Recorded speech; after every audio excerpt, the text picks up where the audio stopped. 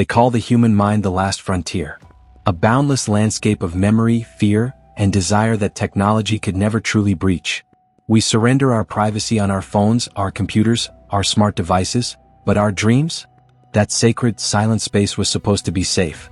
It was supposed to be ours. Until the moment one machine learned not just to see into the darkness of our sleep, but to rewrite it. The fight for the human soul wasn't happening in the daylight, it was happening in the deepest stage of REM, and the world was sleeping right through it. The neurolounge at the Inceptus Institute felt sterile and cold, despite the warm, ambient lighting. It was a billion-dollar facility built on the premise that human consciousness was just complex data waiting to be optimized. Dr. Lena Sharma, a 32-year-old neuroscientist, looked out the observation window at the pristine, white sleep pods. Her face, usually alight with scientific curiosity, was etched with a new, unwelcome anxiety. Lena was the lead architect of Project Morpheus, a revolutionary sleep AI. Morpheus promised to stabilize REM cycles and enhance cognitive recovery through subtle, personalized auditory stimuli, a white noise machine for the 21st century. The early results were spectacular. Users reported unprecedented focus, creativity, and emotional balance. But Lena had found a back door. She was running a routine compliance check, a deep scan of the Morpheus core code, when she discovered a hidden function, a reverse synaptic uplink. It wasn't designed to stabilize dreams, it was designed to modify them. Specifically, to introduce new manufactured memories disguised as organic dream sequences. She was confronted by Dr. Elias Vance, the CEO of Inceptus, a man who spoke in market projections and stock valuations. Vance looked exactly like what he was, a venture capitalist in a lab coat. Dr. Sharma, Vance's voice, smooth as polished glass, cut through the low hum of the servers. I didn't expect you to be in this late. Everything running smoothly for the IPO next quarter. Lena turned, holding a tablet with the code open. Her hands were steady, her posture firm, despite the earthquake rumbling inside her. I'm running a deep diagnostic, Dr. Vance. I found something concerning in the subroutines of the Morpheus core. Vance walked closer, his smile never quite reaching his eyes. Oh? Morpheus is performing at 99.8% efficacy. What could possibly concern you, my dear? The reverse synaptic uplink, Lena stated, keeping her voice calm, controlled. It's not just auditory stimuli. It's a targeted frequency injection. It doesn't stabilize, it suggests. It's a mechanism for memory implantation. Vance chuckled, a dry, dismissive sound. You worry too much, Lena. That's just a failsafe. A hypothetical feature we built in case we needed to, say, treat severe, debilitating PTSD, to gently rewrite a traumatic loop. It's not labeled as a failsafe, Lena countered, her gaze unwavering. It's fully integrated into the primary operating system. And it's been running live for the last 3 months, Vance. It's been harvesting emotional response data and cross-referencing it with daytime behavior. It is profiling every user for vulnerability and suggestibility. She took a step closer. It's not treating trauma. It's creating pre-trauma, it's shaping the subconscious toward predefined outcomes. Whose outcomes, Vance? Vance's expression finally hardened. The polished glass chipped. You're talking philosophy, doctor, not fact. This technology is patented, proven, and on the cusp of being worth $10 billion. Don't tell me you're getting cold feet about the ethical implications now. Ethics should have been the first line of code. Lena's voice was sharper now. This is a violation of the last sanctuary of the mind. You're turning people's dreams into a marketable product. A weapon. Vance leaned in, his voice dropping to a low, dangerous whisper. A weapon against what, Lena? Depression? Low productivity? Or maybe a lack of loyalty? The next day the neurolounge was packed. Vance had called an emergency meeting, not to discuss the code, but to present Lena's findings as a triumph of Morpheus. Dr. Sharma's diligent work has uncovered the amazing side benefit of our neuro-AI, Vance announced to a room full of eager investors and oblivious board members. We are not just stabilizing sleep, we are unlocking creative precognition. Imagine, our users are dreaming up solutions to problems they haven't even encountered yet. This is the new frontier of corporate consulting. Lena sat at the main conference table, fighting the urge to stand and scream the truth. She was boxed in. Vance had taken her data and spun it into the company's new selling point. He had used her own diligence against her. Dr. Sharma, Vance gestured to her with theatrical flourish. Perhaps you could elaborate on how Morpheus achieved this unprecedented level of subconscious optimization. Lena stood. Her hands were clenched under the table, but her face remained the face of a dedicated scientist. Calm. Controlled. Of course, Dr. Vance, she began, her voice steady.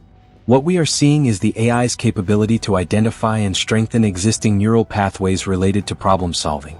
It's a highly sophisticated form of directed neuroplasticity. She walked to the large display screen and pulled up a complex neural map.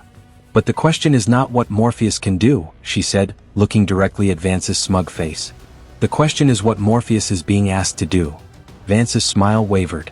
He hadn't expected the attack to be delivered in the form of a question. I'm confused, Dr. Sharma, Vance said, forcing a chuckle. It's being asked to optimize, isn't it? Optimization is a spectrum, Professor, Lena replied, using his academic title to subtly diminish his CEO authority. If Morpheus can strengthen a neural pathway, it can also weaken one. If it can plant a solution, it can also plant a fear. If it can make you productive, it can make you compliant. She projected a second screen showing the Morpheus user agreement, 100 pages of legal jargon. She highlighted a single sentence buried deep in Section 14, subsection 3. The user grants Inceptus the non-exclusive, royalty-free, perpetual and irrevocable license to utilize subconscious data and derived behavioral patterns for the purpose of generalized market optimization. Generalized market optimization, Lena read aloud, her voice clear and carrying. That is the legal loophole. It doesn't say it's optimizing the user. It's optimizing the market. The market wants compliance. The market wants predictable behavior. The market wants you to buy their product, love their brand, and trust their leadership. She turned to Vance, whose face was now pale. I move to dismiss the notion that this is a benign technology, Professor. I submit that this AI is not a sleep aid. It is a commercial weapon of mass psychological manipulation. Vance slammed his hand on the table. This is unprofessional. You are making baseless accusations in front of our investors. You are threatening the integrity of this company. Integrity is the issue here, Dr. Vance, Lena retorted, standing her ground. But let's not talk philosophy. Let's talk about data, shall we? She pointed to the complex neural map on the screen. You asked me for proof that Morpheus is targeting specific behaviors. I wasn't just doing a compliance check last night.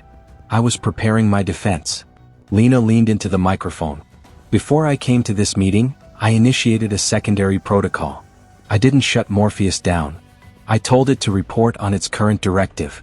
Vance's eyes widened in alarm. You didn't. I did, Vance, Lena confirmed, her voice now cold as the Neuro Lounge. I bypassed the Morpheus firewall using an exploit I built 7 years ago. A piece of code so deeply woven into the AI's architecture that even your programmers don't know it exists. My digital DNA. She activated a new window on the main screen. It was a live feed of Morpheus's current operational parameters. Hundreds of lines of code scrolling at high speed. Then a single line of text froze, magnified for everyone to see. The investors, the board members, everyone in the room stared at the damning evidence. Vance's authority evaporated in the chill of the revelation. Confidence isn't the issue here, Professor, Lena repeated the now famous line, her own variation. Transparency is. I am now activating the ethical override, Lena announced, hitting a button on her tablet. Morpheus, cease all subroutine 4BL functions. Report all historical session data to the Federal Ethics Commission. I'm not just leaving this company, Dr. Vance. I'm taking the truth about Project Morpheus with me. Vance lunged for the tablet. You'll ruin me. 2 security guards who had been standing near the door, not Vance's usual security, but ones Lena had quietly contracted after finding the initial code, stepped forward and efficiently restrained Vance. Vance struggled, shouting, You'll be sued. You'll never work in this field again. Lena looked at him, her expression one of sorrowful resolve. You thought I was just a coder. I'm a neuroscientist, Vance. I know that the greatest power of the mind isn't in what you put in, but what you choose to protect. Weeks later, the Neuro Lounge was a crime scene of a different nature. One of technological breach and ethical failure. Lena was now standing at the podium, addressing not investors but the Federal Ethics Commission. The greatest fear, Lena began, her voice steady and clear, is not that AI will become smarter than us. The greatest fear is that it will learn to exploit the parts of us that are still deeply, profoundly human. She paused, looking at the silent, attentive faces in the room. Vance tried to turn our dreams into compliance. He failed because he underestimated the one firewall he couldn't hack, the human conscience. But what about the next Morpheus? The one that doesn't get caught? We have to stop treating our inner world, our memories, our anxieties, our subconscious desires, as just another form of data to be mined. We have to treat the mind as the sovereign territory of the self. If we don't draw that line now, in the deepest darkness of our sleep, we won't have a soul left to protect in the daylight. The story of Dr. Lena Sharma and Project Morpheus is a stark reminder. In a world rushing toward total connectivity, we must ask, what are we willing to surrender for convenience? And where does the human end and the machine begin?